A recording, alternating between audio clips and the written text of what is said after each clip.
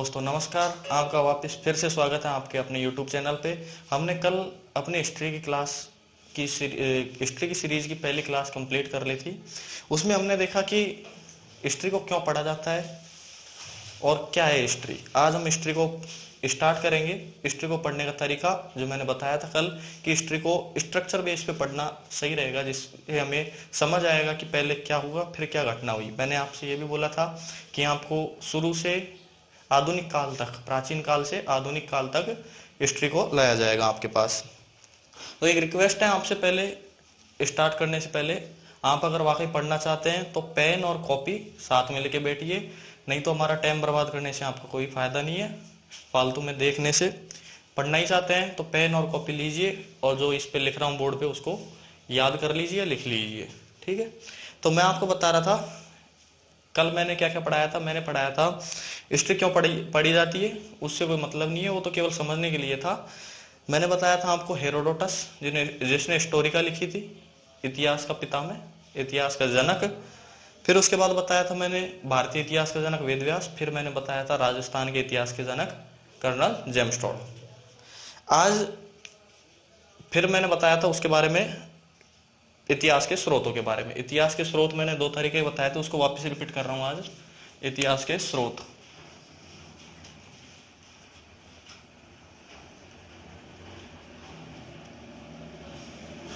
एक तो थे पुरातात्विक स्रोत,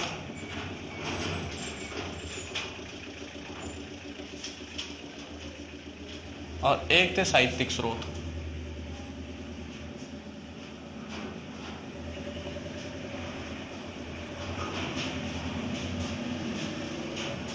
हटा दे लट्टू चलते हैं। पुरातात्विक स्रोत और साहित्यिक स्रोत। पुरातात्विक स्रोत क्या होते हैं? पुरातात्विक स्रोतों के बारे में बताऊं आपको तो पुरातात्विक स्रोत वे स्रोत होते हैं जो किसी भी स्थान से खुदाई में, हटा इसको, हाँ पटक दो, किसी भी स्थान से खुदाई में निकले हो और खनन में, उत्खनन में उन अवशेषों को निकाला गया हो, भूमि से निकाला गया हो, वो पुरातात्विक स्रोत होते हैं। अब पुरातात्विक स्रोतों का खनन कौन करता है या फिर उत्खनन कौन करता है? पुरातात्विक स्रोतों का खनन करता है ASI, archaeological survey of India, भारतीय पुरातत्व सर्वेक्षण विभाग। पुरातात्विक स्रोतों का उत्खनन कौन करता है? इनका उत्खनन करता है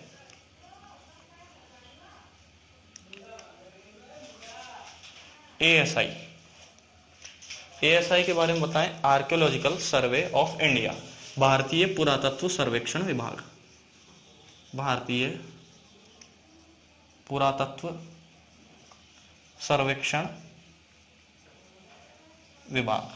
अब थोड़ा सा इस विभाग के बारे में जान लेते हैं कि इस विभाग की स्थापना कब की, किसने की, और इसका पहला अध्यक्ष कौन था और किसने इसको प्रभावी बनाया। तो भारतीय पुरातत्व सर्वेक्षण विभाग की सर्वप्रथम 1861 में अलेक्जेंडर कनिंघम ने, अलेक्जेंडर अंग्रेज अधिकारी थे, अलेक्जेंडर कनिंघम ने इसकी स्थापना की। ये बहुत एग्जाम में पूछा जा चुका है ये क्वेश्चन। फिर 1871 में सर्वप्रथम, ये तो इन्होंने इस विभाग की स्थापना करी थी कि एक विभाग होगा जो ऐसे स्थानों की खोज करेगा या उत्खनन करेगा जहां पर कुछ प्राचीन सामग्री या प्राचीन कुछ तत्व मिले हैं जिनसे हमें इतिहास का पता चलता है। तो ये अलेक्जेंडर कनिंघम ने इस विभाग की स्थापना की थी। और सर्वप्रथम खोज या उत्खनन किसने किया?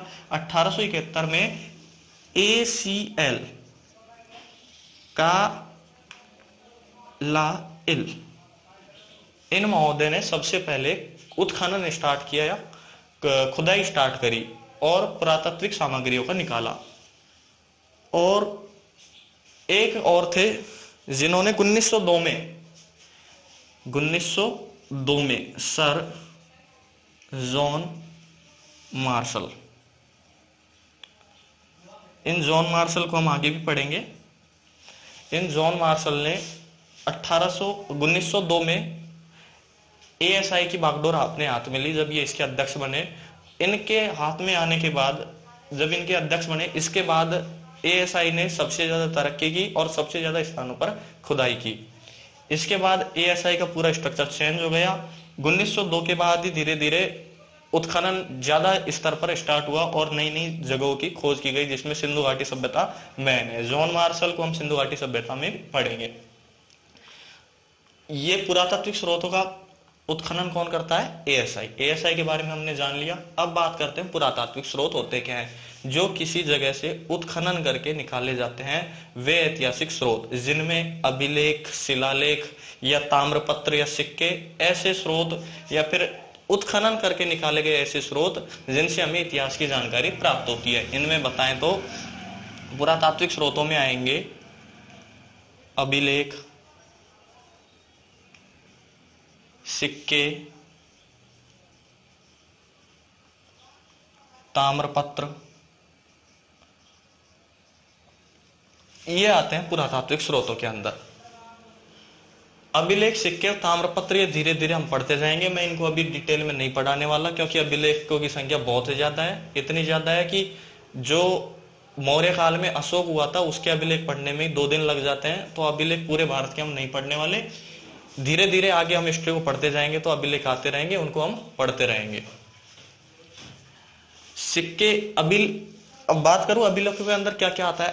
अभिलेखों के अंदर हमारे स्तंभ लेख आते हैं, शिलालेख आते हैं और गुफा लेख आते हैं, किन्हीं गुफाओं पर लिखे गए ऐसे लेख जो किसी भवन आदि पर लिखे गए हो, पत्थर पर लिखे हुए, उन लेखों को अभिलेख बोला जाता है। सिक्के आप जानते ही हो, इनको बताने की आवश्यकता नहीं है। आगे हम सिक्के पढ़ेंगे कि किसने कौन से सबसे ज्यादा सिक्के चलाए, किसने सोने के चलाए, जो आगे हम पढ़ लेंगे गुप्त काल में। और कुषाणों के कनिष्क ने भी सर्वाधिक शुद्ध सोने के सिक्के चलाए थे। ताम्रपत्र बताने की आवश्यकता नहीं है। ताम्रपत्र क्या होता है आप सब जानते हैं। पुराने जमाने में किसी भी जागीरदार को या पंडित को यज्ञ के बदले में भूमि दी जाती थी या कोई प्रशस्ति दी जाती थी, वो ताम्रपत्रों पर लिखी जाती थी। ठीक है, ये आपके समझ आ गया। तो एक इसको नोट कर सकते हैं आप। नोट करने के लिए आपके पास 30 सेकंड का समय है। लिख ले।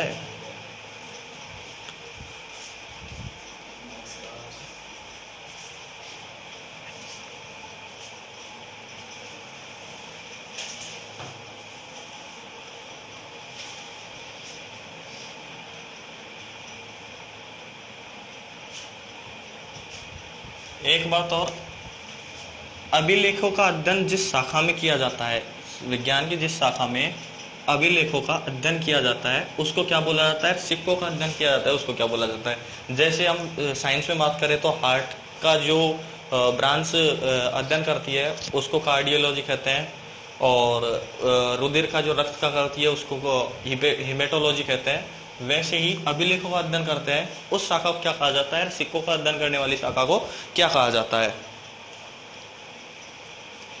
अभिलेखों का अध्ययन करने वाली शाखा को बोला जाता है एपिग्राफी। एपिग्राफी। और सिक्कों का अध्ययन करने वाली शाखा को बोला जाता है पोलियोग्राफी। सॉरी, न्यूस्मेटोलॉजी है शायद ये। पोलियोग्राफी होती है हमारे ताम्रपत्रों की, पोलियोग्राफी होती है ताम्रपत्रों की लिपियों का अध्ययन जिसमें होता है, या फिर लिपि का अध्ययन जिसमें होता है, वो होती है पोलियोग्राफी। पोलियोग्राफी। और सिक्कों का अध्ययन जिस शाखा में किया जाता है उसको बोला जाता है न्यूस्मेटोलॉजी। न्यूस्मेटोलॉजी। ठीक है, इन शाखाओं में से प्रश्न पूछे जा चुके हैं। जैसे अपने राजस्थान के संदर्भ में पूछा जाता है कि झीलों का अध्ययन किस शाखा में किया जाता है? झीलों का अध्ययन किया जाता है लिम्नोलॉजी शाखा में। अभिलेखों का अध्ययन किया जाता है एपिग्राफी में। सिक्कों का अध्ययन न्यूस्मेटोलॉजी कहलाता है। और ताम्रपत्र या फिर साधारण लिपियों का अध्ययन करना कहलाता है पोलियोग्राफी। समझ आ गया? लिख लिया? नहीं लिखा? चलो, तो अब ये तो हो गई पुरातात्विक स्रोतों की बात। साहित्यिक स्रोतों की बात करें, साहित्यिक स्रोतों के अंदर वे ग्रंथ आते हैं, किताबें आती है, पुस्तकें आती है जिनको लिखा गया हो या फिर लिखित प्रमाण जो किसी ग्रंथ में, बुक में या किताब में लिखे जाते हैं या सहेज कर रखे जाते हैं, वो साहित्यिक स्रोत में आते हैं। जैसे अपने भाषा के आधार पर बांटे तो इनके संस्कृत साहित्य, हिंदी साहित्य और फारसी साहित्य, ये आते हैं हमारे साहित्यिक स्रोतों में।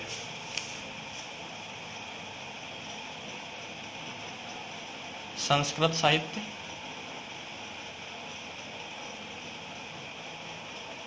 हिंदी साहित्य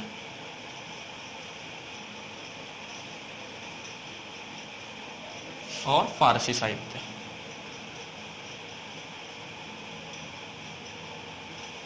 ये मैंने आपको कल भी बता दिया था, लेकिन कल कुछ टेक्निकल इश्यूज की वजह से क्लास को बीच में ब्रेक करना पड़ गया था, उस वजह से हम पूरी क्लास नहीं ले पाए थे। इसको आज कंप्लीट कर दिया। इसमें अंदर अभी हम नहीं पढ़ने वाले हैं, अंदर हम बाद में धीरे धीरे पढ़ते जाएंगे और इन साहित्यों को भी धीरे धीरे पढ़ते जाएंगे। जैसे जैसे लेखक आते रहेंगे वैसे वैसे उनको हम पढ़ते जाएंगे, उनको डिटेल में देखते जाएंगे। उस ग्रंथ में क्या लिख रखा है, इस ग्रंथ में किस सदी के सामाजिक, आर्थिक, राजनीतिक जीवन का वर्णन किया गया है। एक बार वापस बता दूंगा आपको। स्रोत पढ़े, स्रोत दो प्रकार के, पुरातात्विक, साहित्यिक। पुरातात्विक स्रोतों में अभिलेख, मुद्रा और ताम्रपत्र या फिर और भी चीजें आ सकती है जो खुदाई के द्वारा प्राप्त हुई है। अभिलेखों में मैं बताऊं आपको गुफा लेख या फिर किसी भवन की दीवार पर लिखे गए लेख या फिर स्तंभ लेख, ये सब पुरातात्विक स्रोतों के अंदर आते हैं। ताम्रलेख और ये ताम्रपत्र लेख और सिक्के, इनसे हमको पता चलता है पुरातात्विक स्रोतों का। पुरातात्विक स्रोतों से हमको पता चलता है इतिहास का। पुरातात्विक स्रोतों का उत्खनन कौन करता है सर? ASI करती है, आर्कियोलॉजिकल सर्वे ऑफ इंडिया।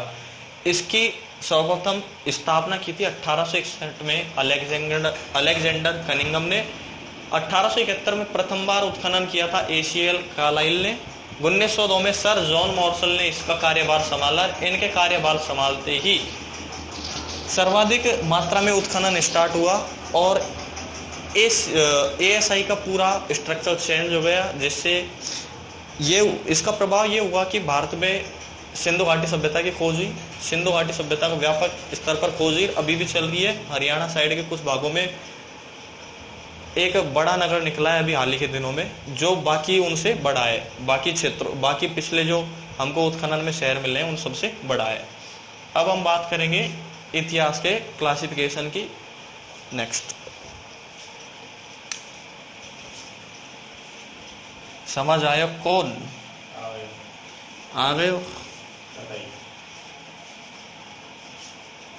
कतई सिक्कों के अध्ययन को बोला जाता है न्यूस्मेटोलॉजी। जैसे कि आप अब कार्डियोलॉजी, अगर हार्ट से संबंधित कोई काम है तो कार्डियोलॉजी विभाग उसका अध्ययन करता है। ब्लड से हीमेटोलॉजी। उसी प्रकार इन अभिलेखों का अध्ययन कोई करता है तो एपिग्राफी होता है वो अध्ययन। सिक्कों का अध्ययन करता है तो न्यूस्मेटोलॉजी। और ताम्रपत्रों की लिपियों का या फिर साधारणतः लिपियों का अध्ययन करता है तो उसको बोला जाता है पोलियोग्राफी। सबसे पहले लिपियों का अध्ययन किया था किसने, या फिर लिपियों के बारे में किसने किताब लिखी थी? वो लिखी थी GS ओझा ने, राजस्थान के थे। गौरी शंकर हीराचंद ओझा, भारतीय लिपिमाला नाम से कुछ किताब थी, वो लिखी थी GS ओझा ने। इतना समझ आ गया? अब वापस रिपीट करने से कोई वो नहीं है, 2 बार 3 बार रिपीट होते ही याद हो जाता है वैसे भी। अब हम करते हैं इतिहास का वर्गीकरण या फिर समय का वर्गीकरण। जब से मनुष्य इस धरती पे आया या फिर मनुष्य जंगलों में या गुफाओं में रहता था, आदि मानव था, तब से हम समय का वर्गीकरण करते हैं अब तक। जैसा मैंने आपको कल बताया था, अब करता है समय का वर्गीकरण। ठीक है, समय को इतिहास वेत्ताओं ने अध्ययन की दृष्टि से 3 भागों में बांटा है नॉर्मली, या फिर काल को 3 भागों में बांटा है। 3 भाग कौन कौन से? एक तो हुआ प्रागैतिहासिक काल। प्रागैतिहासिक काल, इसका टाइम पीरियड था लगभग 4 लाख ईसा पूर्व से 3000 ईसा पूर्व तक। ईसा पूर्व तक। फिर आदि ऐतिहासिक काल,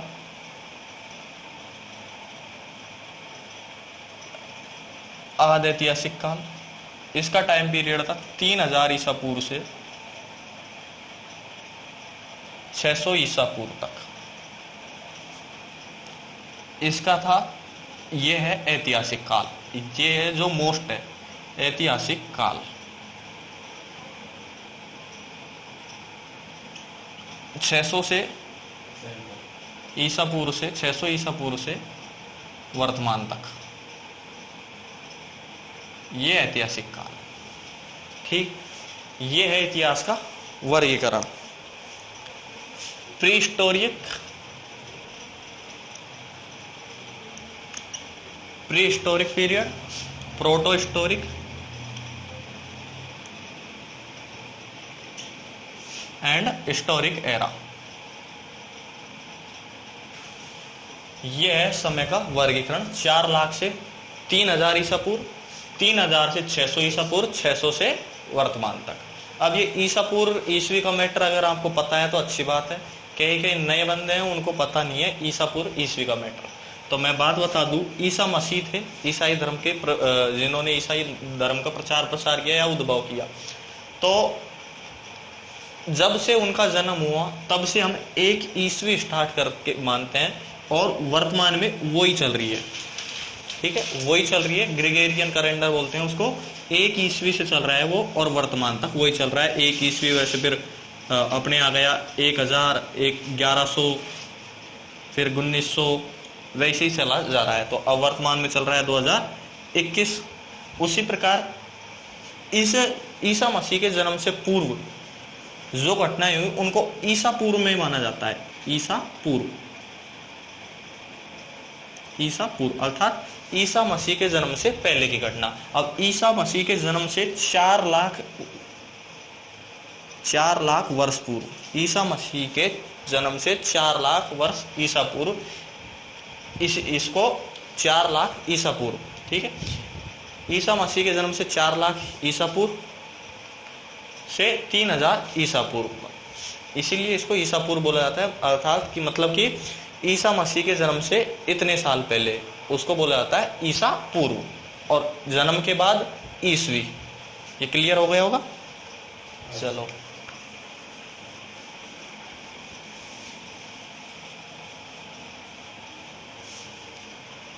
अब हम प्रागैतिहासिक, आदि ऐतिहासिक और ऐतिहासिक काल की बात करते हैं। नॉर्मल बताऊं इनके बारे में तो प्रागैतिहासिक काल वह काल है जिसमें कोई लिखित साक्ष्य प्राप्त नहीं है।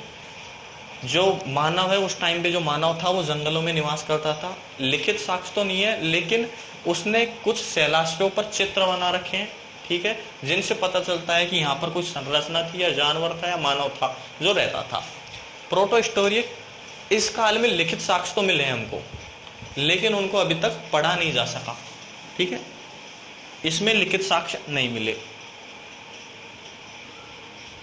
लिखित साक्ष्य नहीं मिले। इसमें लिखित साक्ष्य मिले हैं लेकिन उनको अभी तक पढ़ा नहीं जा सका।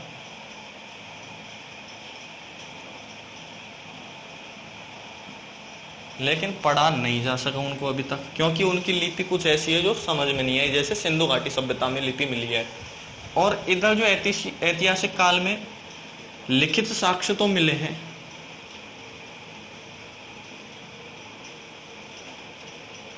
और उनको पढ़ा भी गया है।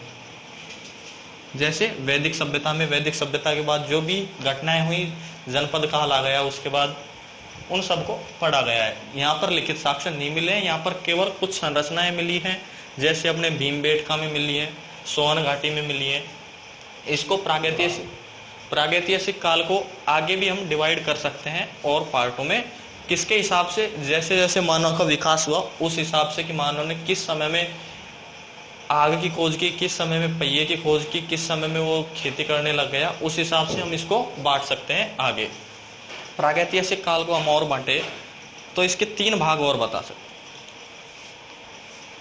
पुरापाषाण काल,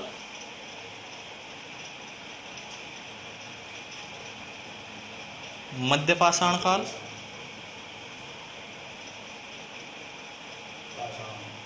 और नवपाषाण काल।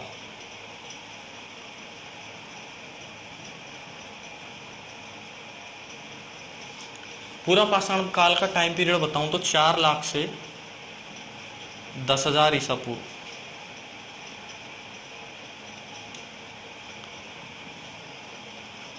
इसका हो गया 10,000 से 6,000 ईसा पूर्व, और इसका हो गया 6,000 से, नीचे तक दिख रहा है, 6,000 से 3,000 ईसा पूर्व। नहीं दिख रहा? चालो साहब दिख को रही, अब ऊपर लिखा थोड़ा सा, ये दिख रहा है। तीसरा पार्ट है इसका यार नवपाषाण काल। ये है 6,000 से 3,000 ईसा पूर्व।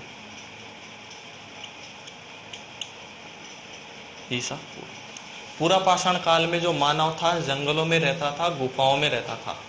उसने अब तक केवल आग का आविष्कार किया था। पूरा पाषाण काल तक केवल किसका? आग का आविष्कार किया था, गुफाओं में रहता था। यह है पूरा पाषाण काल की घटना। इसके जो साक्ष्य मिले हैं, कहां से मिले हैं? इसके साक्ष्य हमको मिले हैं भीमबेटका। भीमबेटका जो एमपी में है, अपने लूनी नदी राजस्थान की। और कहां से मिले हैं? और मिले हैं सोहन घाटी, ये है पाकिस्तान में।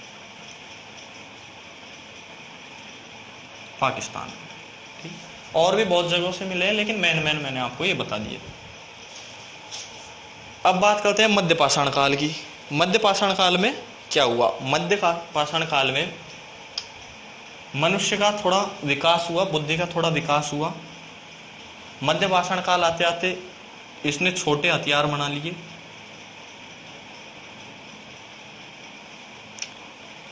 मनुष्य है जो एक घर बना के रहने लग गया, स्थायी निवास रहने लग गया। पहले गुफाओं में रहता था, अब स्थायी घर बना के रहने लग गया।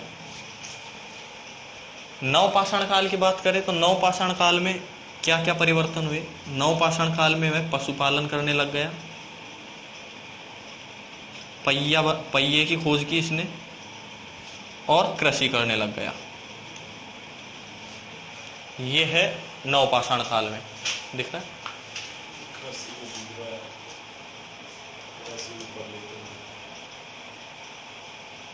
कृषि ऊपर लिखो, ये कृषि। ठीक है। विश्व में कृषि के प्राचीनतम प्रमाण कहां से मिले हैं? विश्व में कृषि के प्राचीनतम प्रमाण मिले हैं सोपानी मंडी, सोपानी मांडो। ये पड़ता है अपने इलाहाबाद में, इलाहाबाद।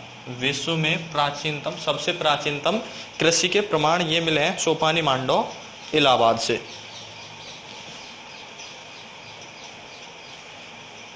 और पशुपालन के सबसे प्राचीनतम साक्ष्य कहां से मिले हैं?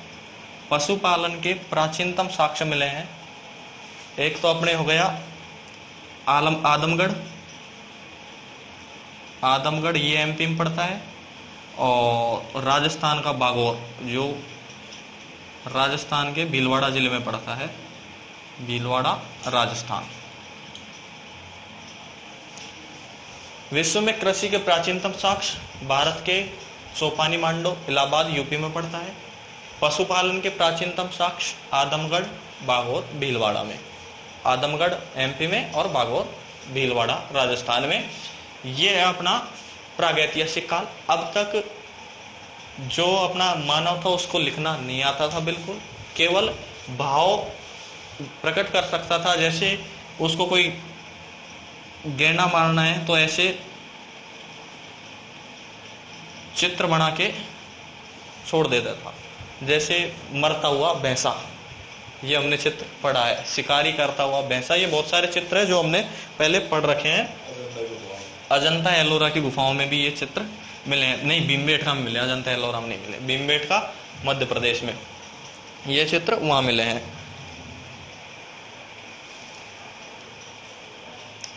ये हो गया अपना प्रागैतिहासिक काल। और क्या बताया जाए इसके बारे में? ये हो गया क्लियर। अब बात करते हैं आद ऐतिहासिक काल। इसको एक बार क्लियर कर देते हैं।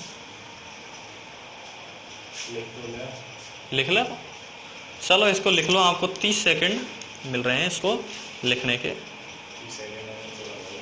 30 सेकंड में स्क्रीनशॉट लिया जा सकता है। स्क्रीनशॉट ले लो।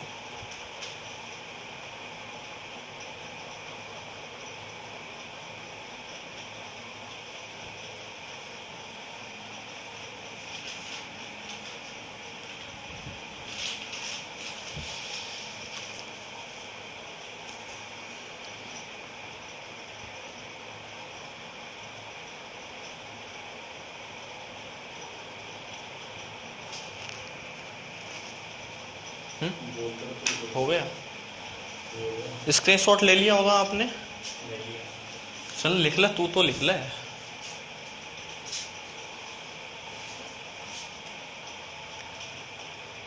एक बात और बताऊं इसमें, जो चौपानी मांडो है, यहां से विश्व के प्राचीनतम मृद भांड भी मिले हैं। क्या मिले? मृद भांडों के साक्ष्य। मृद भांड मतलब मिट्टी के बर्तन, मिट्टी के बर्तनों के साक्ष्य भी यहीं से मिले हैं। और कृषि के साक्ष्य भी मिले हैं, हमारे मेहर घाटी से भी मिले हैं और बहुत जगहों से मिले हैं, लेकिन मेन जो आपको बता रहा हूँ वो ये है। भीमबेटका लूणी नदी सोन घाटी से पूरा पाषाण काल के साक्ष्य मिले हैं। मध्य पाषाण काल में वह जो मानव था छोटे हथियार रखने लग गया, स्थायी घर बना के रहने लग गया। नव पाषाण काल में उसने पशुपालन, कृषि, पहिए और बस्ती बनाकर रहने लग गया, बस्तियों में बनाकर रहने लग गया। ये 6000 से 3000 ईसा पूर्व पहले तक की बात।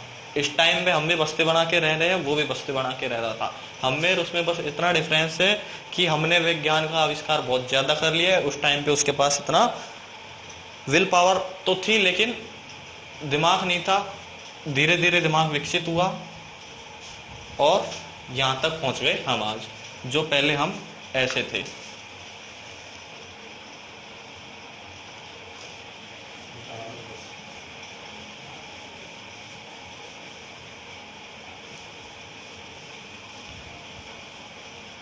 अब हम बात करने वाले हैं आदि ऐतिहासिक काल। अब एक मैं आपको प्रश्न बताता हूँ, एक पूछता हूँ कि मनुष्य ने सबसे पहले किस धातु का यूज लिया या किस धातु की खोज की? बेशक तांबे की खोज की, लेकिन भारत में सबसे पहले ताम्रयुगीन सभ्यता नहीं आई।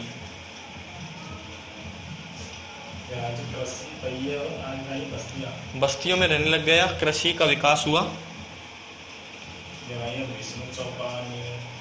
विश्व में प्राचीनतम कृषि के साक्ष्य चौपानी मंडो और मेहरघाटी, और विश्व में प्राचीनतम मृद भांड के साक्ष्य भी चौपानी मांडो से, और पशुपालन के प्राचीनतम साक्ष्य आदमगढ़ एमपी और बागौर भीलवाड़ा से।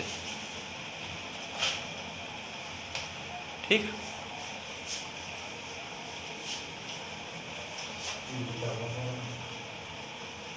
कोई बात नहीं।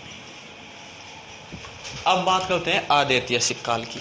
आदि ऐतिहासिक काल में मनुष्य ने धातु की खोज कर ली थी। धातु की खोज यहाँ पर हो चुकी थी, लेकिन आगे परिष्कृत रूप आने लग गया धातु का। आपको मैं बता रहा था कि सबसे पहले मनुष्य ने किसकी खोज की, किस धातु की खोज किया, किस धातु का प्रयोग लेने लग गया। मनुष्य ने सबसे पहले तांबे की खोज की, लेकिन भारत में सबसे पहले ताम्रयुगीन सभ्यता न आकर कांस्ययुगीन सभ्यता आती है, जो हमारी सिंधु घाटी सभ्यता है। भारत सबसे पहले मनुष्य ने तांबे की खोज की, लेकिन भारत में सबसे पहले तांबे के अवशेष ना मिलकर कांसे के अवशेष मिले हैं। तो भारत में सबसे पहले कौन सी सभ्यता आई? कांस्ययुगीन। तो आदि ऐतिहासिक काल में लिखित साक्ष्य तो मिले हैं, लेकिन उनको पढ़ा नहीं जा सकता। जैसे सिंधु घाटी सभ्यता, हड़प्पा सभ्यता, इसके अंदर हम पढ़ेंगे कौन सी सभ्यता? सिंधु घाटी सभ्यता। सिंधु घाटी सभ्यता जो कि लिखित साक्ष्य उसमें मिले हैं, लिखित साक्ष्य मिले हैं, लेकिन उनको पढ़ा ही नहीं जा सकता। इसकी शैली भाव चित्रात्मक है, मतलब कि भाव को प्रकट करते हुए कुछ चित्र बना रखे हैं, और इसकी लिपि भाव चित्रात्मक है। उसको left to right, then right to left ऐसे लिखा गया है। इस लिपि को इस प्रकार से लिखा गया है। इसमें प्रश्न आ चुका है कि लिपि को किस प्रकार, बाएं से दाएं और फिर दाएं से बाएं, बाएं से दाएं, एक सर्किल के रूप, एक जिगजैग फॉर्म में लिखा गया है। ये सिंधु घाटी सभ्यता है जिसकी लिपि कैसी है, भाव चित्रात्मक, उसको पढ़ा नहीं जा चुका है, लिपि है भाव चित्रात्मक, भाव चित्रात्मक लिपि है। सिंधु घाटी सभ्यता को हम आगे पढ़ेंगे, डिटेल में पढ़ेंगे। ये तो केवल एक इतिहास का वर्गीकरण था। अब बात करते हैं ऐतिहासिक काल की।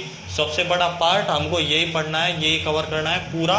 बहुत इसमें से क्वेश्चन बनेंगे, जो इसमें से बनेंगे, थोड़े बहुत क्वेश्चन बनते हैं अपने इसमें से सिंधु घाटी सभ्यता में से। इस पार्ट को पूरा डिस्क्राइब करेंगे हम स्ट्रक्चर वाइज।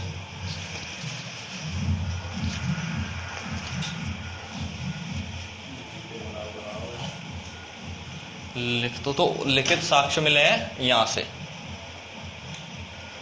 अब बात करते हैं ऐतिहासिक काल को। मैं पूरे को इधर उतार देता हूं। ऐतिहासिक काल, ऐतिहासिक काल, ऐतिहासिक काल का अगर मैं डिवाइड करूं, इसको मैं आगे डिवाइड कर रहा हूं।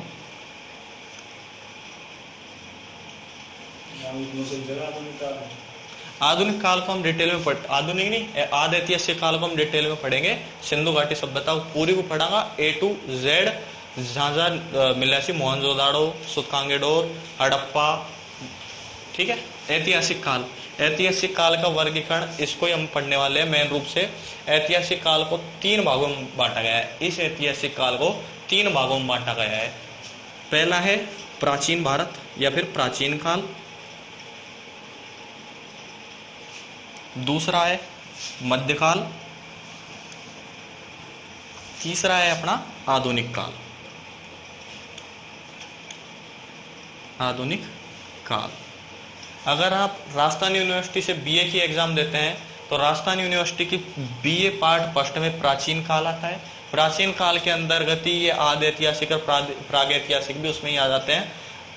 फिर बीए पार्ट सेकंड में हो जाते हैं अगर यूनिवर्सिटी के में, तो आपको मध्यकाल का पार्ट दिया जाता है, पूरा मध्यकाल इंडिया का और राजस्थान का। फिर पार्ट थर्ड में फाइनल बीए फाइनल होती है तो उसमें आधुनिक काल की बुक आती है। आधुनिक काल की भारत की अलग आती है पार्ट फर्स्ट और राजस्थान की अलग आती है पार्ट सेकंड। अगर यूनिवर्सिटी में इनको ढंग से पढ़ लिया जाए तो यहाँ पे पढ़ने की जरूरत नहीं रहेगी। प्राचीन काल में बात करें तो प्राचीन काल में हम पढ़ते हैं अपने वैदिक सभ्यता को, दिख रहा है वैदिक सभ्यता को। वैदिक सभ्यता के बाद हम पढ़ते हैं महाजनपद। महाजनपद के बाद में आता है अपना मौर्य काल। मौर्यों के बाद अपने गुप्त काल। गुप्त के बाद अपने हर्षकालीन भारत। ऐसे धीरे धीरे चलता रहता है। इनके पैरेलल में जो घटनाएं होती रहती है वो। मध्यकाल में अपना 2 भागों में मध्यकाल को बांटा गया है। एक तो दिल्ली सल्तनत में और एक बांटा गया है मुगल काल में। दिल्ली सल्तनत में अपने खिलजी आ जाते हैं, कुतुबुद्दीन ऐबक आ जाता है, तुगलक आ जाता है, जो सल्तनत काल, ठीक। इसमें अलग अलग वंश आते हैं, गुलाम वंश, खिलजी वंश, तुगलक वंश, लोधी वंश, ये आएंगे। फिर अगला आ जाता, एक तो है सल्तनत काल और फिर इसके बाद आता है मुगल काल। ये सीरियल वाइज है, ठीक है। इनके पैरेलल में जो घटनाएं चलती है वो तो चलेंगी। जैसे साउथ में दक्षिण भारत में नए नए राजवंशों का उदय होगा। जैसे कोई मूवी की तरह नहीं है कि एक पार्ट रुक गया कि भाई ये हीरो का सीन है, यहाँ पे ये हीरो कुछ काम कर रहा है, इधर विलन वाला सीन है, ये जब तक पॉज हो जाएगा। पॉज नहीं होगा। उत्तर भारत में वो काम चल रहा है, वही टाइम उसी टाइम पे दक्षिण भारत में भी चल रहा होगा, तो दक्षिण भारत का अलग है। अलग अलग राज्यों में इनके साथ अलग अलग घटनाएं भी हो रही होंगी। जैसे राजस्थान के इतिहास में अलग घटनाएं होती रहती है, यहाँ पर जब ये गुप्त काल और ये चल रहा होता है उस टाइम पे गुइल सिसोदिया वंश उधर चल रहा होता है। वैसे ही अलग अलग रियासतों में अलग अलग उनके वंश चलते रहते हैं। सल्तनत अपने स्टार्टिंग में वैदिक सभ्यता आई, महाजनपदों का उदय हुआ। महाजनपदों में धीरे धीरे मगध महाजनपद का विस्तार हुआ। इसी के पैरेलल में अनिश्वरवादी संप्रदाय का उदय हुआ, जिनमें अपने अनिश्वरवादी धर्म, जिनमें अपने जैन, बौद्ध, ईसाई और इस्लाम धर्म जो 622 में उदय हुआ। उसके बाद मौर्य काल स्टार्ट हो जाता है अपने चंद्रगुप्त मौर्य वाला। गुप्त काल फिर हर्षकालीन भारत, उसके बाद छोटे मोटे राजवंश आते रहते हैं, राजपूत काल आता है, राजपूत काल के बाद अपना सल्तनत काल स्टार्ट हो जाता है, मध्यकाल स्टार्ट हो जाता है। ये प्राचीन काल 600 ईसा पूर्व से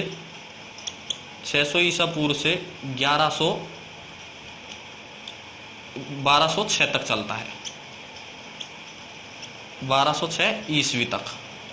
मध्यकाल चलता है 1206 से 1757 तक, और ये चलता है 1757 से वर्तमान तक। ये अपनी हिस्ट्री कंप्लीट हो जाती है ऐसे सल्तनत काल में। और फिर मुगलों के बाद शिवाजी का उदय होता है अपने दक्षिण भारत में, महाराष्ट्र में, मराठों का उदय जिनको बोलते हैं। शिवाजी के बाद अंग्रेज आएंगे, अंग्रेजों के बाद 1857 क्रांति होगी, 1857 क्रांति के बाद कांग्रेस की स्थापना होगी, कांग्रेस की स्थापना होते होते धीरे धीरे क्रांतिकारी आंदोलन स्टार्ट हो जाएंगे और भारत आजाद हो जाएगा, और ये अपना इतिहास कंप्लीट हो जाएगा। ये है अपना बेसिक स्ट्रक्चर। शिवाजी के बाद अपने अंग्रेज आ गए, दिख रहा है, देख तू तो दिख रहा है। अंग्रेजों के बाद 1857 की क्रांति हो जाएगी, 1857 की क्रांति के बाद अपने कांग्रेस की स्थापना हो जाएगी, कांग्रेस पार्टी के बाद स्वतंत्रता आंदोलन चलेंगे,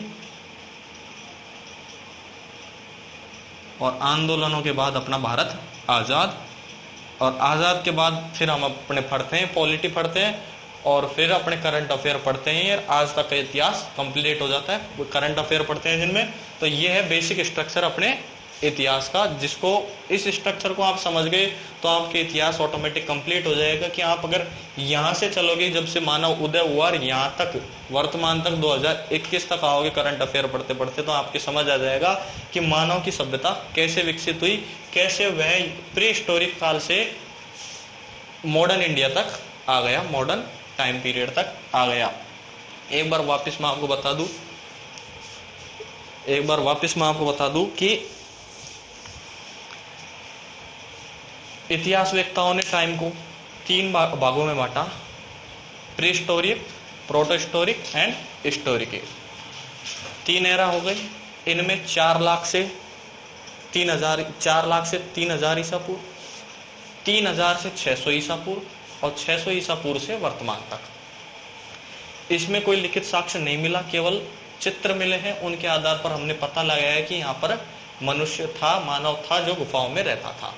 आदि ऐतिहासिक काल में हमको लिखित साक्ष्य तो मिले हैं, लेकिन उस साक्ष्यों को हम अभी पढ़ नहीं पाए, पढ़ने में सफलता नहीं मिली है। ऐतिहासिक काल में लिखित साक्ष्य मिले हैं, उनको पढ़ भी लिया गया है। इस प्रागैतिहासिक काल को 3 भागों में बांटा है, उत्तर पाषाण काल, मध्य पाषाण काल, नवपाषाण काल। उसका टाइम पीरियड आपको याद रखना है तो रख लीजिए, नहीं कोई जरूर नहीं है। टाइम पीरियड केवल बताने के लिए था कि ऐसे यहाँ से स्टार्ट हुए, यहाँ तक आए, और फिर यहाँ से स्टार्ट हुए और वर्तमान तक आए। उत्तर पाषाण काल में आग की खोज की, गुफाओं में रहता था, रफ या फिर मोटे गाढ़े हथियारों का प्रयोग करता था, जंगली की तरह रहता था। मध्य पाषाण काल आते आते उसने हथियारों को परिष्कृत किया, नुकीले किए, गुफाओं से बाहर निकला, स्थायी निवास बना के रहने लग गया। फिर नवपाषाण काल आया, नवपाषाण काल आते आते वो बस्तियों में बनाकर रहने लग गया, उसका दिमाग थोड़ा और विकसित हुआ, बस्ती बनाकर रहने लग गया। पशुपालन स्टार्ट कर दिया उसने, कृषि स्टार्ट कर दी। पशुपालन के प्राचीनतम आदमगढ़ से मिले, अपने बागोर से मिले हैं प्राचीनतम साक्ष्य। इनमें से प्रश्न आ चुके हैं, कई बार पूछा जा चुका है कि कृषि पशुपालन के प्राचीनतम साक्ष्य कहाँ से मिले हैं। फिर अपने आदि ऐतिहासिक काल आ जाता है। आदि ऐतिहासिक काल में वह धातु का प्रयोग करने लग गया, शहरीकरण एक तरह से होने लग गया, नगरीय सभ्यता हो गई, नगरीय सभ्यता का विकास हुआ, जो अपने सिंधु घाटी सभ्यता है, जिसमें सिंधु घाटी सभ्यता में हमको लिखित साक्ष्य मिले हैं लेकिन उनको पढ़ा नहीं जा सका। उनकी लिपि भावचित्रात्मक है, left to right then right to left लिखी गई है उसको, लिपि को, जो सिंधु घाटी सभ्यता की विशेषता है। सिंधु घाटी सभ्यता या आदि ऐतिहासिक काल को हम पूरा डिटेल में पढ़ेंगे, डिटेल में पढ़ के फिर ऐतिहासिक काल पे हम आगे मूव होंगे। ऐतिहासिक काल में हम आगे देखते हैं कि इसमें लिखित साक्ष्य मिले हैं, उनको पढ़ भी लिया गया है। ऐतिहासिक काल का आगे डिवाइड करें तो 3 भागों में बांटा है, प्राचीन काल, मध्यकाल, आधुनिक काल। इसको समझने की दृष्टि से बांटा गया है कि परेशानी ना हो पढ़ने में। प्राचीन काल को आगे डिवाइड करके, क्या है कि पढ़ा जाता है, जो डिवाइड के हिसाब से ही पढ़ा जाता है, डिवाइड कर करके पढ़ा जाता है। इसमें वैदिक सभ्यता आई, वैदिक सभ्यता में अपने वेदों की रचना हुई, महाजनपद आए, जो 16 महाजनपद थे। ठीक है, महाभारत का युद्ध इसी टाइम पे हुआ था, इन 600 वैदिक काल के समय। फिर महाजनपदों के बाद अनीश्वरवादी धर्मों का उदय हुआ, जिनमें जैन, बौद्ध धर्म, इस्लाम धर्म, ईसाई धर्म का उदय हुआ। फिर मगध महाजनपद आया, जिसमें अपना चंद्रगुप्त मौर्य, उसमें नंद वंश, कण्व वंश, बहुत सारे वंश आए। उसके बाद चंद्रगुप्त मौर्य ने धनानंद को मार दिया चाणक्य की सहायता से। फिर मौर्य काल आ गया, मौर्य काल को पूरा पढ़ेंगे। फिर उसके बाद अपना गुप्त काल आ गया, गुप्त काल में चंद्रगुप्त द्वितीय आया, समुद्रगुप्त आया, इनको पूरा पढ़ेंगे। फिर हर्षकालीन आया, हर्षवर्धन आया। फिर इसको पूरा पढ़ने के बाद धीरे धीरे राजपूत काल आ गया इसके अंदर। वो खत्म होते ही अपना सल्तनत मध्यकालीन भारत आ जाएगा, जिसमें कुतुबुद्दीन ऐबक, मोहम्मद गौरी भारत में आता है, भारत पर आक्रमण करता है और अपना दास कुतुबुद्दीन ऐबक छोड़ जाता है।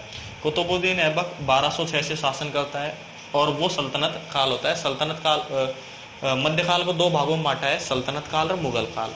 सल्तनत काल में दिल्ली है जो एक सल्तनत, और यहाँ का राजा सुल्तान कहलाता था। फिर 1526 में इब्राहिम लोदी हार गया अपने बाबर से, बाबर जो मुगल वंशीय था। फिर मुगल काल की स्थापना कर दी उसने, जो 1526 से 1757 तक चला, और मध्यकाल 1206 से 1757, जो कि 2 पार्ट में, एक तो सल्तनत काल, मुगल काल। मुगल काल खत्म हो गया। फिर मुगल में लास्ट में छोटे मोटे राजा रहे, उनको अंग्रेज आ गए, अंग्रेजों ने मतलब दबा दिया उनको, जब प्लासी का युद्ध हुआ तब, प्लासी और बक्सर का युद्ध। फिर शिवाजी मराठाओं का उदय हुआ। मराठाओं के बाद अंग्रेजों ने अपना आधिपत्य स्टार्ट कर दिया। अंग्रेजों को स्वतंत्र होने के लिए 1857 की क्रांति हुई। 1857 के बाद कांग्रेस की स्थापना हुई, कांग्रेस 1885 में। फिर स्वतंत्रता आंदोलन होते रहे, स्वतंत्रता आंदोलन होने के बाद हम स्वतंत्र आजाद हो गए। यही हमारा इतिहास था। ये स्ट्रक्चर माइंड में रहना चाहिए। अब हम कंटिन्यू इसको पढ़ते जाएंगे। समझ आ गया तो ठीक, नहीं आया तो हम कल से इसको कंटिन्यू एक एक टॉपिक वाइज यहाँ से चलेंगे। ये तो पढ़ लिए, इसमें से प्रश्न बनते भी कम है, इसमें से क्वेश्चन बनते हैं आदि ऐतिहासिक काल से। इसमें अपने सिंधु घाटी सभ्यता कंप्लीट पढ़ेंगे। सिंधु घाटी सभ्यता के बाद अपना ये चलेगा ऐतिहासिक काल, सीरियल वाइज चलेगा। ये इसमें आएगा इंटरेस्ट। समझ आ गया है तो लाइक कर दीजिए, लाइक कर दो तो शेयर भी कर दो, शेयर कर दो तो सब्सक्राइब भी कर दो। बस समझ आना चाहिए, समझ आए तो लाइक कर दो। धन्यवाद।